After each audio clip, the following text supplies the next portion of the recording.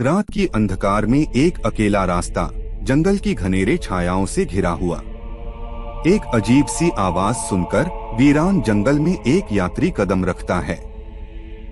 धीरे धीरे वह आवाज नजदीक आती है और उसे लगता है कि वह किसी रहस्यमय स्थान की ओर बढ़ रहा है।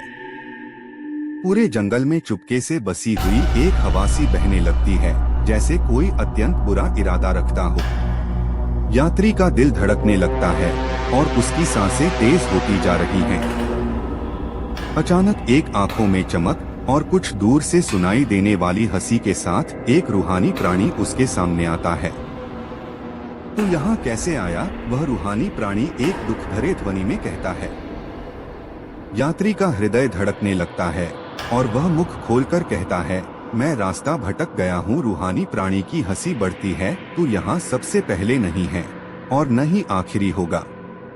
वह यात्री को एक पुराने हवेली की ओर बुलाता है, जिसकी दीवारों में अजीब सी चीजें छुपी हुई हैं।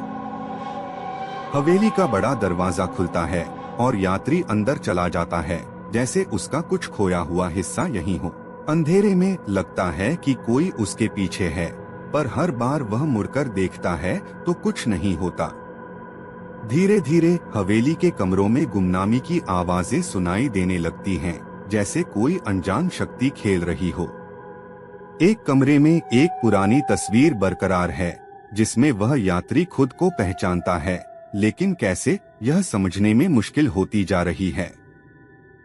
धीरे धीरे वह तस्वीर में दिखाई देने वाले लोगों की आवाजों को सुनता है, जो उससे बातचीत कर रहे हैं, लेकिन उसे समझ नहीं आता कि ये वास्तविक हैं या उसका एक अजीब सपना है। वह एक कमरे से दूसरे कमरे की ओर बढ़ता है और हर कमरे में कुछ नया रहस्य समाप्त होता है, लेकिन उत्तर कुछ नहीं मिलता। अचानक एक विशेष कमरे में एक पुरानी अलमारी दिखती है और जैसे ही वह खुलती है, एक चीख उसकी आवाज को झटके में बदल देती है। अलमारी से बाहर निकलती है एक रूहानी प्राणी, जिसने एक पुरानी कहानी का राज खोला है। "तू यहाँ फिर से क्यों आया है?" वह रूहानी प्राणी एक खोजने वाले नजरिए में कहता है।